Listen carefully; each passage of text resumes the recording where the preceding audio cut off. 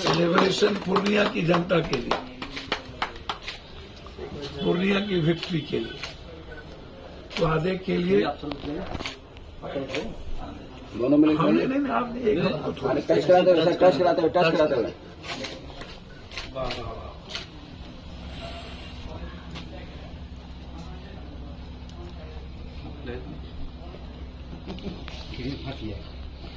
कौन कहाँ से लाया है?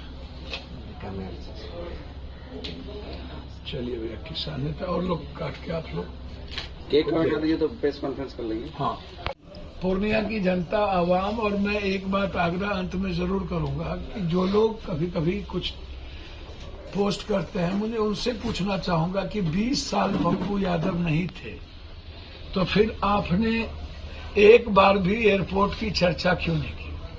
एक बार भी सदन में चर्चा क्यों नहीं की? ये आप हमको बताइए।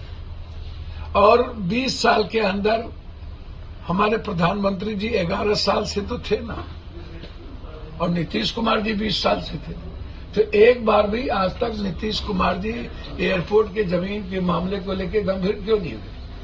वो तो हमारे नेता, सांसद, प्रतिनिधि वहां पर हम लोगों ने और गांव के लोगों ने हमको कॉपरेट किया कि जब पप्पू यादव आ गए तो हम जमीन देने को तैयार है। इसके पहले तो आपने जमीन के लिए लाठी गोली तक चलाई थी, लोगों को जेल में बंद किया था।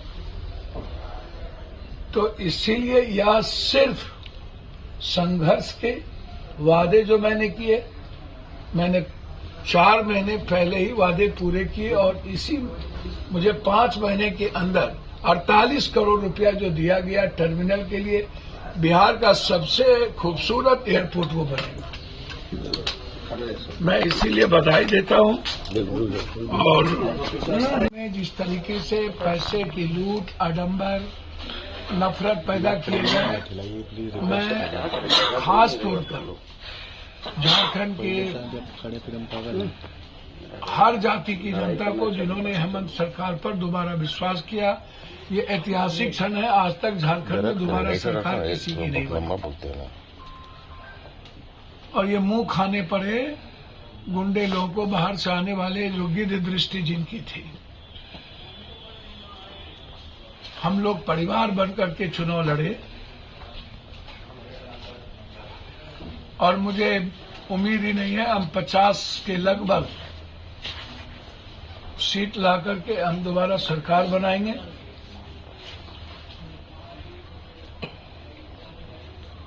और हर कीमत पर जो वादे राहुल गांधी और हेमंत सोरेन जी ने किया है झारखंड को नंबर 1 बनाने का, वो संकल्प के साथ आगे बढ़ेगा। महाराष्ट्र की जनता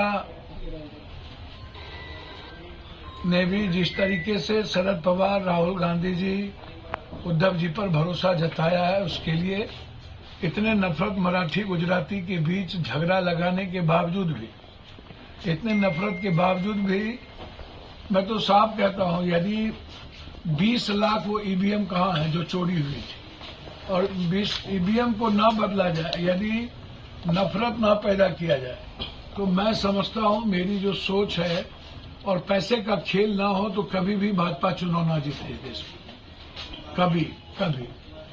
अब आइए, दूसरी सबसे बड़ी बात जो आज केक कटी है, वो है आधुनिक एयरपोर्ट चूनापुर, जिसका सपना हम कभी शरद यादव जी के समय, अटल जी के पहले, अटल जी से लेके आज तक हमने प्लेन भी शुरू की थी, और 20 साल पप्पू यादव के वहां नहीं रहने से एमपी इन बातों को दबा दिया गया था। एक बार भी लोकसभा में ये चर्चा नहीं उठी, सदन में ये मामला नहीं उठा, एक बार भी 11 साल प्रधानमंत्री रहने के बावजूद भी कभी इस बात का जिक्र नहीं हुआ।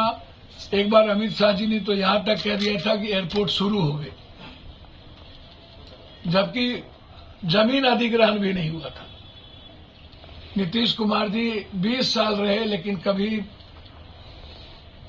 एक बार भी पूर्णिया जमीन के बारे में चर्चा तक नहीं। लेकिन मैंने 4 महीने के वादे किए थे कि 4 महीने मेरे लिए काफी होगा।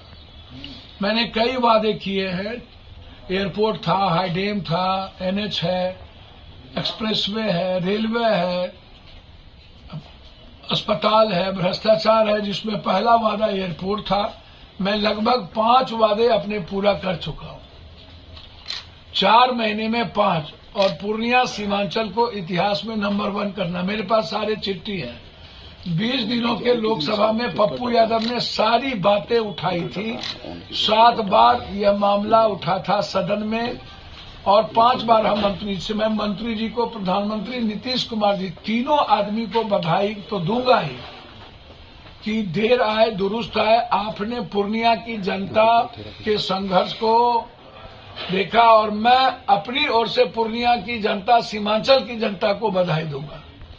जो पप्पू यादव बेटे के नहीं रहने के बावजूद उन्होंने लगातार संघर्ष किया चुनापुर एयरपोर्ट को लेकर के, तो ये धन्यवाद पूर्णिया की जनता को जाएगी।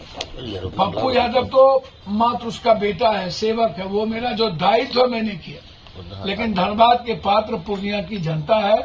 पूर्णिया को, पूर्णिया परिवार को मेरा प्रणाम है कि हम लोग ये विक्ट्री जीत गए। 48 करोड़ रुपया मुझे मिला। जो मैं दरभंगा के तट पर एयरपोर्ट चलाने की बातचीत की थी, वह स्वीकार किया गया। इससे बड़ी खुशी मेरे लिए कुछ नहीं। इसीलिए आज पटना के हमारे सारे साथियों ने गौरवान्वित महसूस किया। आज हम लोग पूर्णिया की जनता के लिए केक काटे। धन्यवाद।